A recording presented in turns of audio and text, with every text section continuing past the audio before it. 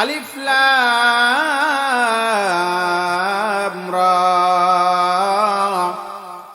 কিতাবুন আনজালনাহু ইলাইকা লিতুখরিজান নাসা মিনাজ যুলুমাতি ইলান নূর। আল্লাহ পাক এই আয়াতের শুরুতে বলেন আলিফ লাম রা হরফে মুকাত্তা, কিতাবুন আনজালনাহু ইলাইকা লিতুখরিজান নাসা মিনাজ যুলুমাতি ইলান নূর। হে নবী, আপনি বলে দিন, আপনার বান্দাদেরকে, আপনার উম্মতদেরকে বোঝান যে অন্ধকার, বর্তমান অন্ধকার চলছে, অন্ধকার থেকে আলোর পথে তাদেরকে আসতে হবে।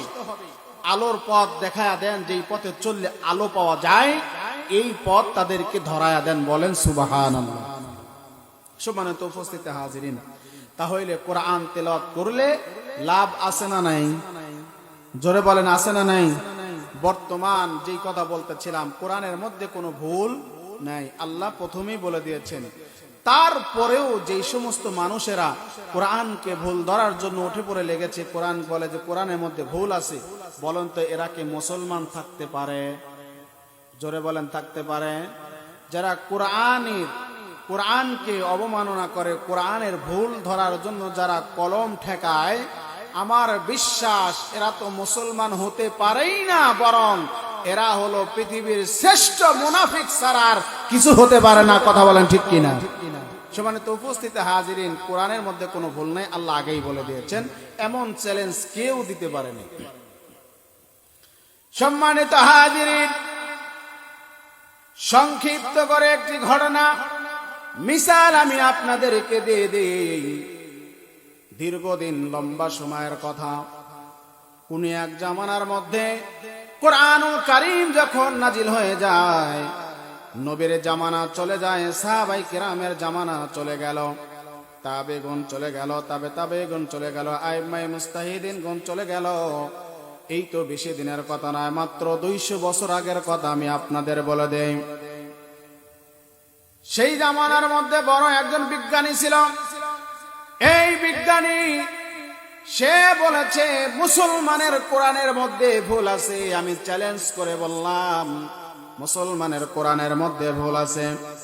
এই কথা বলার পরে আল্লাহর বান্দা কোরআন ভুল ধরার জন্য কোরআন একখানা নিয়ে বসে পড়লেন। একটি কলম কিনলেন, কলম খাতা কোরআন নিয়ে টেবিলে বসে পড়লেন। কোরআন রিসার্চ শুরু হয়ে গেল। কোরআন রিসার্চ শুরু হতে হতে আল্লাহর বান্দা সূরা ফাতিহা রিসার্চ করেছে, কোনো ভুল পায় নাই।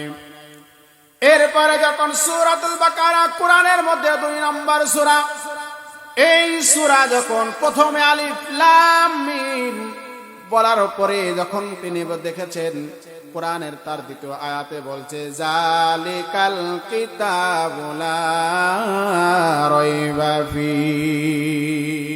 আল্লাহু আকবার। এই আয়াত যখন তেলাওয়াত করলেন, তেলাওয়াত করার পরে আল্লাহর বান্দা কলমখানা মুখের মধ্যে দিয়ে কামড়ায় আর ডাক দিয়ে বলে, আফসোস, আমি কি নিয়ে বসলাম? আমি মুসলমানের কোরআনের ভুল ধরার জন্য বসে পড়লাম, অথচ রব্বুল আলামিন কোরআনের মধ্যে, কোরআনের শুরুতেই বলে দিয়েছে, ইহা এমন একটি কিতাব যেই কিতাবের মধ্যে লেশ পরিমাণ কি নাই, ভুলের না, কোনো ভুল নাই। সম্মানিত হাজিরিন, এক পর্যায়ে তারপরে কোরআন রিসার্চ করলেন। দীর্ঘদিন ধরে কোরআন রিসার্চ করতে সূরা নাস যখন পড়ে ফেলল, সূরা নাসের রিসার্চ শেষ হয়ে গেল।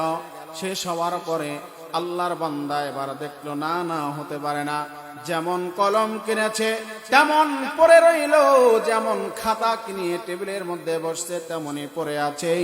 অথচ আল্লাহর বান্দা সূরা ফাতিহা থেকে সূরা নাস পর্যন্ত দীর্ঘদিন ধরে রিসার্চ করার পরে একটা ভুল তো দূরের কথা, জেরের জায়গায় জবর পর্যন্ত ভুল ধরতে পারে না। সুবহানাল্লাহ। আল্লাহর বান্দার দেরি করলেন না,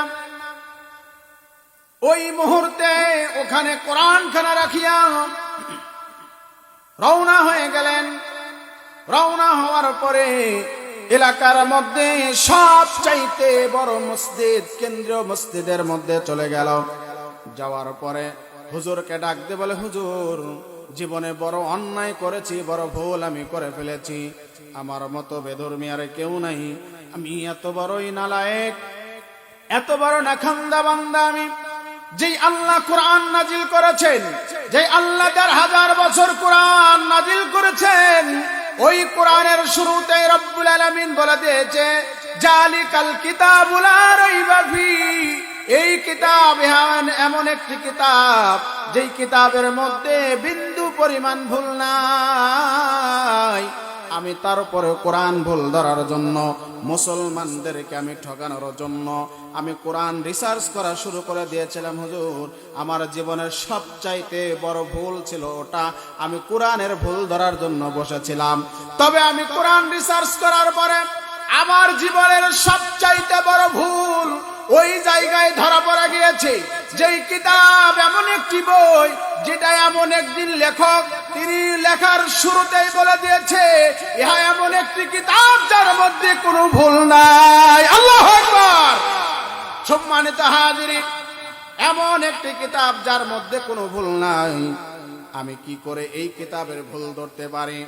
এমন চ্যালেঞ্জওয়ালা কিতাব, এমন চ্যালেঞ্জওয়ালা কিতাব লেখক আমার জীবনে আমি দেখি নাই। আমি আর বেধর্মী থাকতে চাই না। হুজুর আপনি এই মুহূর্তে হাতে হাত রাখিয়া আমাকে কালেমা পড়ে মুসলমান বানায়া দেন। সুবহানাল্লাহ বলেন।